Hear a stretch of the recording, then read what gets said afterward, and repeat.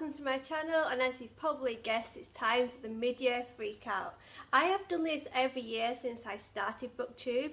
I will try and find out where the original came from. I'm not 100% sure, but when I do, I will link it down below. But I think this is a book tag that the majority of booktubers always do every year in June, because it's a great little wrap up and a little kind of like TBR for the rest of the year. So I'm just going to get straight on into it, and if you want to have a go, feel free to, because it is a great book tag for midway through the year. The first one is, what is the best book you've read so far in 2018? So for me, I have to go with the first book I read in 2018, and that is The Hate You Give by Angie Thomas. I put off reading this for so long, and I read it on New Year's Day, and I think I read it in about a day. This is amazing. I think this should be like compulsory reads in school, especially with what is happening recently with what's going on in America. If you do not know, this is about the Black Lives Matter movement and all about the shootings in America of police shooting unarmed coloured people. And this is just so important. It follows Star, and her best friend is shot by the police, and she kind of unexpectedly becomes centre of attention in the Black Lives Matter movement. And basically Angie Thomas is such a good author. She literally does not give a shit. She puts it all out there, and sometimes I was shocked with what she was writing, but then at the end it's like, yeah, this is so hard hitting. I think everyone needs to read this. It is just amazing, and I honestly have no idea how any other book could top this year. It is just like, oh my god. Number 2 is, what has been your favourite sequel in the first half of the year?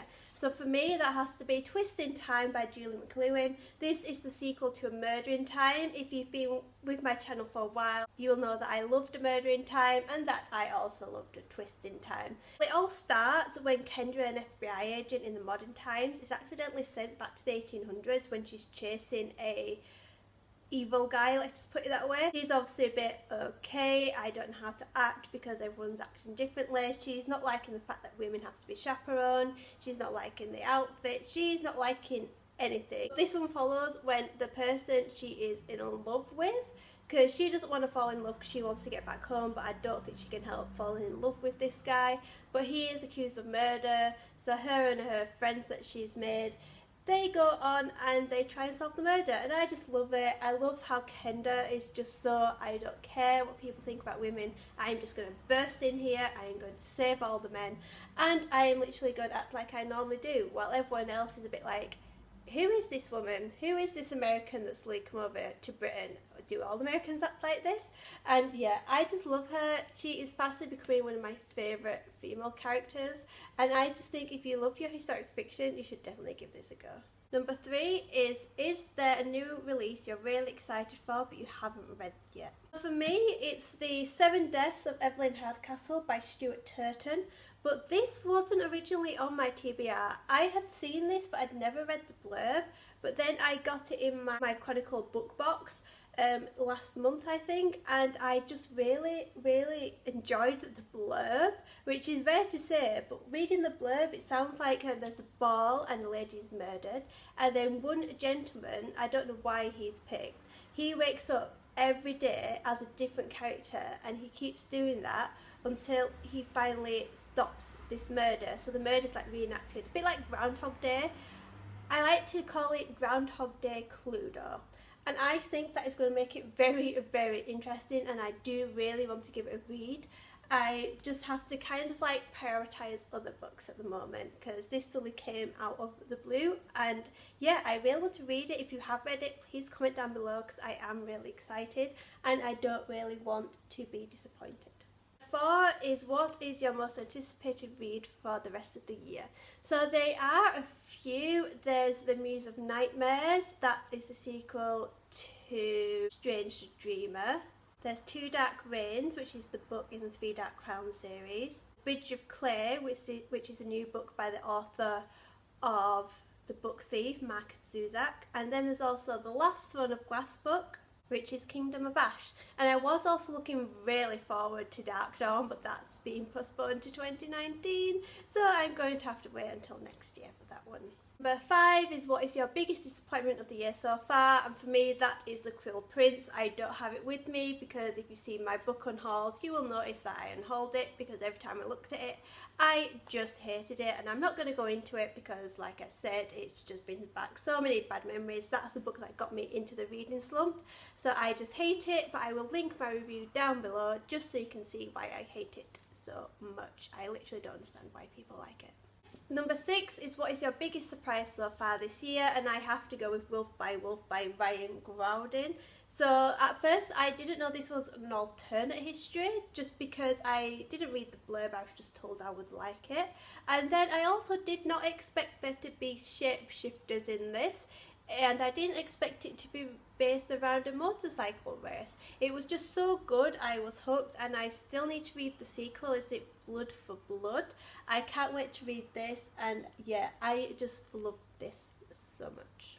Number 7 is who is your favourite new to you or debut author, and I am going to go with Heather Morris by The Tattooist of Auschwitz, just because this book was so beautifully written. I did listen to the audiobook narrated by Richard Armitage, but still everything was written by Heather Morris and it was so amazing, so hard-hitting. I did not expect it to be so vivid, and it is the real life story of Lale, who was the tattooist of Auschwitz, so that just made it even kind of better.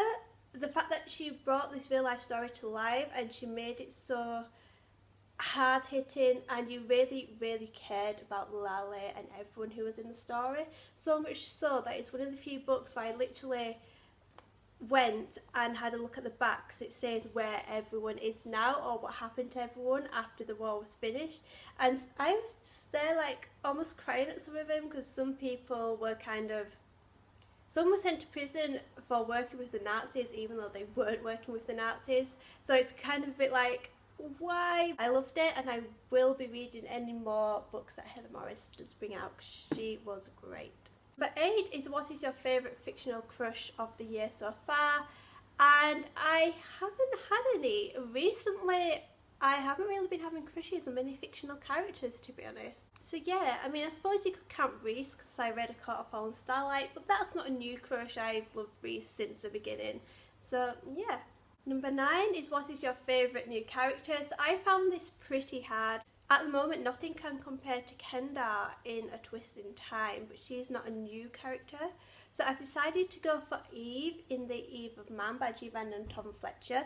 I will link the review down below because I did a little review about this and it does say a lot of why I love Eve. But basically she's the first woman born in 50 years and she is held in a protected place high above in the clouds, and she has slowly come to the terms with the fact that she is not going to have a normal motherhood.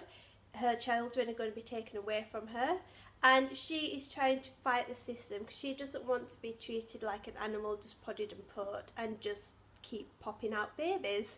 So yeah, the ending does promise lots of character development for her, and I think this is why I'm choosing her for my favourite character, just because I think she has so much potential for the future, and I just hope it doesn't go down the usual YA route. Number 10 is a book that made you cry, so I'm going to go back to The Tattooist of Auschwitz by Heather Morris, just because it takes a lot for me to cry at books, and this one I was listening to the audiobook on the way to work and I was literally trying not to cry walking to work. So yeah, it takes a lot, but like I was saying before, it is just very vivid. Some of the stuff they did in the camps, she explains it so much, and the fact that you realise that it's a real person as well she's talking about, it just makes it so much harder to deal with. So yeah, this is definitely an emotional one. Number 12 is your favourite book to movie or TV adaptation you've seen so far this year. So surprisingly, I haven't seen any. I was meant to see Ready Player One, but we never ended up seeing that.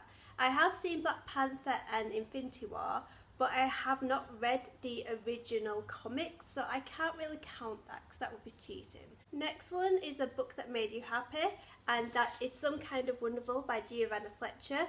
Just because reading this, it's about a woman who's been in a relationship for about 10 years, and suddenly the guy dumps her. She's been expecting a proposal, but that never happens, and it's basically her trying to come out and be herself. She's been in this relationship since she was at university, so that's about 18, 19.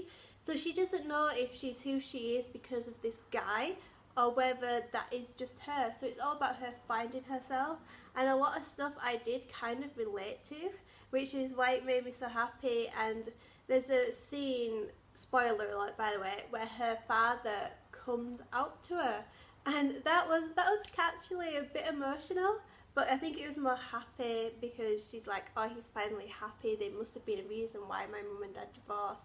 And yeah, I just really liked that, and other things in this book did make me really happy as well. Next one is, what is the most beautiful book you have brought so far this year?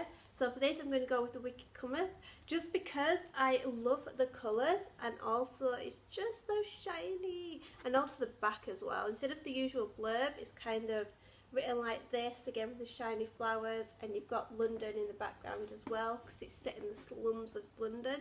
And I just think for a book that is set mainly in the slums, it is so pretty. And the final one is, what are the 6 books you want to finish by the end of the year? The first one I'm going to go for is one that I'm actually listening to the audiobook at the moment, but I planned this video before I started listening to the audiobook, and that is Onks and Ivory by Mindy Arnott. So you'll notice the first 3 books on this are all YA. That's because I want to get rid of all the YA on my shelves, because as you know, beginning of the year I did say I want to read less YA, and these 3 books are all from my Fairy Loot boxes, which I did cancel because, like I said, they only do YA. So the first one is Onks and Ivory. I am listening into the audiobook at the moment, and I am actually quite enjoying it. Then we've got State of Sorrow by Melinda Salisbury, very pretty cover.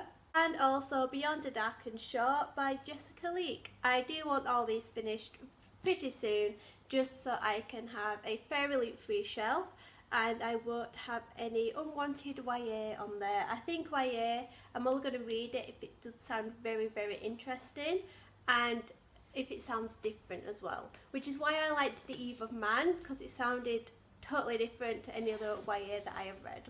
I also want to read The Final Empire by Brandon Sanderson. I got this, I think it was for Christmas and my birthday last year, but I've been a bit scared about picking it up just because it is a bit large, and also I'm hoping it's not too complicated. I've been told that first the magic system is quite complicated. The only adult fantasy that I have read that's on this scale is Game of Thrones, and that did get very confusing by the end of it, so I don't want this to be the same. I also really want to read Norse Gods by Neil Gaiman. I've wanted this since it was published, but I never came around to buying it because the hardback was £20.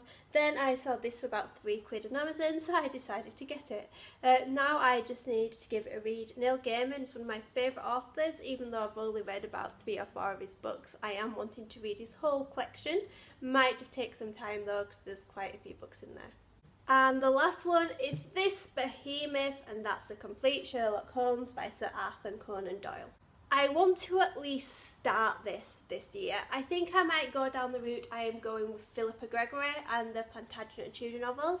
I am reading 1 book every month, so I think I might start doing that with Sherlock Holmes as well, because this is huge. I wanted this edition for ages and I found it, so I thought I have to buy it. I just haven't picked it up yet because it is huge and I'm not quite sure how I want to go about reading it. I'm also thinking about maybe trying the audiobook. There's the complete audiobook of all the Sherlock Holmes novels, narrated by Stephen Fry, and apparently it's won quite a few awards as well. So I may go down that route. It's a 72-hour long audiobook, so it will take me a while to listen to, but I think it will be worth it. It's just that I don't know whether I want to read it or listen to it, because I know sometimes there's books where you really want to experience reading it rather than listening to it. So I think I just have to have a sit down and have a good think of how I want to go about this experience. I mean, I have already read Hound of the Baskervilles and is it Studying Scarlet? Yeah, Studying Scarlet I think it is called. I read those before I got this, so I do know I like them, I do know I can read them. So I just have to decide what I want to do. So that's it for this year's mid-year freakout. I hope you've enjoyed it. What are you planning on reading for the rest of the year? Just want to comment down below, and as usual there's all my social media links below as well. So I will see you later with a new video. Bye!